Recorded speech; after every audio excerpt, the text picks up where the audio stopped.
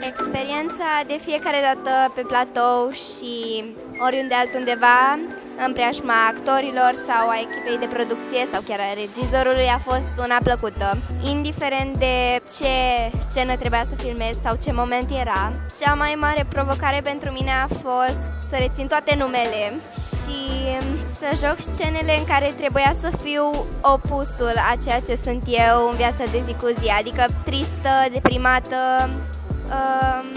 A trebuit în zilele în care veneam foarte fericită la filmări, trebuia ca cineva să-mi zică un lucru foarte trist ca să mă întristeze pentru jumătate de oră.